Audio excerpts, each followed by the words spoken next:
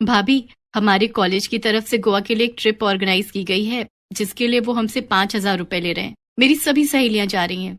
मेरा भी बहुत मन है, प्लीज मुझे जाने दो। हे राम, 5,000 रुपए! इतने में तो मैं महीने भर का राशन भरवा लूं। कोई जरूरत नहीं है कहीं जाने की। चुपचाप से घर पर रहो और घर के कामकाज में मेरी मदद करो। ये लो, जल्दी से इन कपड़ों को प्रेस कर दो। लेकिन भाभी, अभी तो मुझे कॉलेज के लिए देर हो रही है। मैं शाम को आकर सारे कपड़े प्रेस कर दूंगी। अरे, पढ़ लिख के कौन सी तू कलेक्टर बन जाएगी? शादी के बाद चूल्हा चौका ही तो संभालना है। चल, अब जल्दी से सारे कपड़े प्रेस कर दे।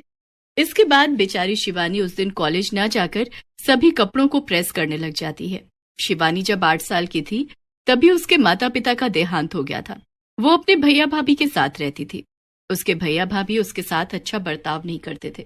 अगले दिन सुबह जब शिवानी कॉलेज जाती है तो वहाँ उसका बेस्ट फ्रेंड आकाश उससे पूछता है, अरे शिवानी, कल तुम कॉलेज क्यों नहीं आई? पता है मैं कितनी देर तक तुम्हारी राह देखता रहा। बस यूं ही आकाश, एक्चुअली वो घर में काम ज्यादा था। काम ज्यादा था या फिर तुम्हारी भाभी नहीं चाहती थी कि तुम कॉलेज जाओ? हाँ आकाश, दरअसल मेरी भाभी ने ही मुझे आने नहीं दिया। वो नहीं चाहती कि मैं कॉलेज जाऊं और पढ़ाई करूं। अगर मैं घर पर पढ़ना भी चाहूं तो वो कोई ना कोई बहाना बनाकर मुझे काम में लगा देती है। तो तुम उनकी शिकायत अपने भैया से क्यों नहीं करती? भैया से कहकर कोई फायदा नहीं है। वो भी भाभी की तरह हर समय मुझसे लड़ते रहते हैं। अपनी शादी से पहले तो वो मुझे बहुत प्यार करते थे, लेकिन जब से भाभी उनकी जिंदगी में आई है तब से वो बिल्कुल ही बदल गए। शिवानी का उदास चेहरा देखकर आकाश दुखी हो जाता है, क्योंकि वो शिवानी को दिल ही दिल में बहुत चाहता था। लेकिन शिवानी इस बारे में कुछ नहीं जानती। फिर तभी कॉलेज की बेल बजती है और आकाश हंसते हुए शिवानी से कहता है, अरे जल्दी चलो, त्रिपाठी सर का लेक्चर शुरू होने वाला है। अगर देर हो गई ना तो उनका बर्ताव हमारे लिए खराब हो जाएगा। इसके बाद शिवानी और आकाश जोर जोर से हंसने लगते हैं और लेक्चर अटेंड करने के लिए क्लास में चले जाते हैं। ऐसे ही कुछ दिन बीत जाते हैं। फिर एक दिन आकाश शिवानी को अपनी कार में उसके घर छोड़ने चला जाता है, लेकिन गाड़ी से उतरते हुए नैना उसे देख लेती है और शिवानी के घर पहुंचते ही कहने लगती है, ये कोई वक्त है घर आने का? तुम्हारे अंदर कुछ शर्म बची है या नहीं? भाभी, आप इतना नाराज क्यों हो रही हो?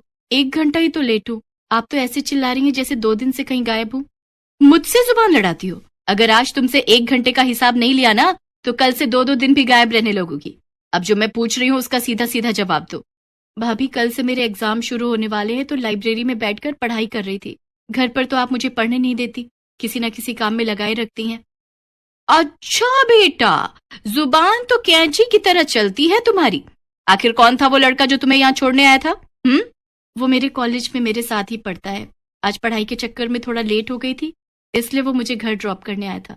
आजकल बड़े पंख लगे हुए हैं तुम्हारे। आज किसी के साथ रात को घर आई हो, कल किसी के साथ शादी करके आ जाओगी, तो क्या इज्जत रह जाएगी हमारी? आने दो तुम्हारे भैया को, उन्हें भी तो पता चले क्या गुल खिला रही है उनकी बहना। शिवानी नैना को समझाने की बहुत कोशिश करती है कि जैसा वो सोच रही है ऐसा कुछ भी नहीं है, लेकिन नैना शिवानी की एक नहीं सुनती और अपने पति मयंक के घर आते ही शिवानी के खिलाफ उसके कान भर देती है। अगली सुबह शिवानी जैसे ही तैयार होकर कॉलेज के लिए निकलने लगती है, तभी मयंक उसे रोकते हुए कहता है, शिवानी, आज से तुम कॉलेज नहीं जाओगी। लेकिन क्यों भैया, आज तो मेरा एग्जाम है। अरे बहुत कर ली तुमने पढ़ाई, अब घर पर रहकर घर के कामकाज सीखो। इससे पहले कि तुम हमें कहीं मुंह दिखाने लायक नहीं छोड़ो, उससे पहले ही हम तुम्हारी शादी कर देंगे। शादी? इतनी जल्दी भैया? नहीं भैया, जब तक मैं पढ़ाई पूरी नहीं कर लेती तब तक मैं शादी नहीं करूंगी। शिवानी, तुम्हें पता है ना, मैंने एक बार जो फैसला ले लिया सो ले लिया। कल शाम तुम्हें देखने लड़के वाले आ रहे हैं, तुम तैयार रहना, हम जल्द ही तुम्हारी शादी कर देंगे। शिवानी अपने भाई को समझाने की बहुत कोशिश करती है, लेकिन मयंक उसकी बिल्कुल नहीं सुनता। और उधर कॉलेज में बैठा आकाश कब से शिवानी की राह देख रहा होता है। एग्जामिनेशन हॉल में शिवानी के न आने के कारण आकाश भी वहां से बिना पेपर दिए ही चला जाता है। एग्जाम खत्म होने के बाद शिवानी और आकाश की दोस्त निधि आकाश के पास आकर बैठती है और उससे कहती है, आकाश तुम पागल हो गए हो क्या, जो बिना पेपर दिए आ गए? निधि यार, आज शिवानी कॉलेज नहीं आई, मुझे कुछ ठीक नहीं लग रहा। क्या तुम उसके घर जाकर पता कर सकती हो कि आखिर बात क्या है?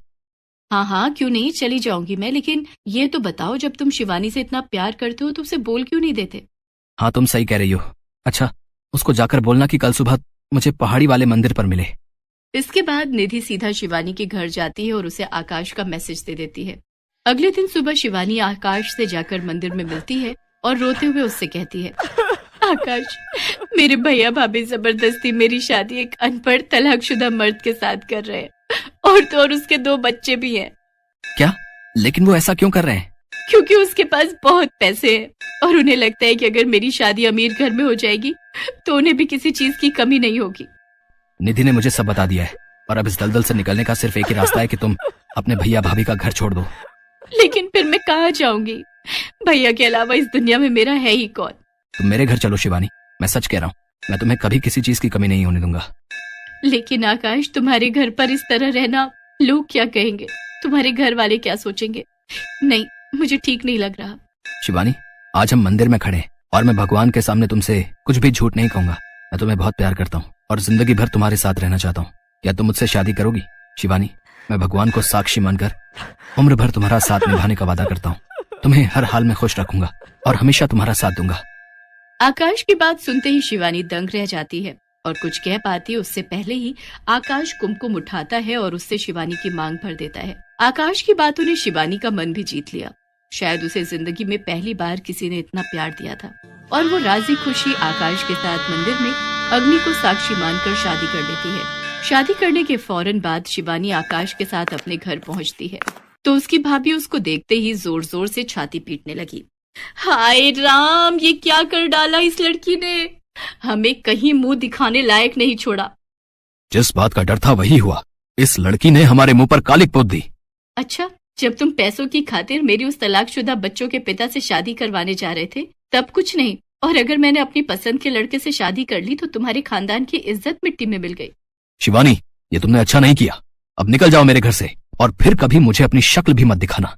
आज से तुम हमारे लिए मर गई। मर तो मैं आपके लिए उसी दिन गई थी भैया जिस दिन भाभी ब्याह कर इस घर में आई थी। बस ये बात कहने में आपको कई साल लग गए। इसके बाद आकाश शिवानी को अपने घर लेकर जा रहा होता है। तभी गाड़ी में बैठी शिवानी आकाश से पूछती है, आकाश, तुम्हें डर नहीं लग रहा? मुझे तो बहुत डर लग रहा है। ना जाने तुम्हारे मम्मी पापा क्या कहेंगे। पता नहीं वो हमारे रिश्ते को अपनाएंगे भी या नहीं। तुम घबराओ नहीं शिवानी, ऊपर वाले ने चाहा तो सब ठीक ही होगा। घर पहुंचते ही आकाश गाड़ी से उतरता है और शिवानी की तरफ का गेट खोलते हुए उसे बाहर आने के लिए कहता है। शिवानी घबराई हुई धीरे धीरे घर के दरवाजे तक जाती है तो देखती है कि एकदम से उनके ऊपर फूलों की बारिश होने लगती है और उसकी सास हाथ में आरती की थाल लिए खड़ी होती है। शिवानी ये सब देखकर दंग रह जाती है। आकाश के मम्मी पापा ने बहुत ही अच्छे से शिवानी का स्वागत किया और तोहफे के रूप में उसे सोने के गहने भी दिए।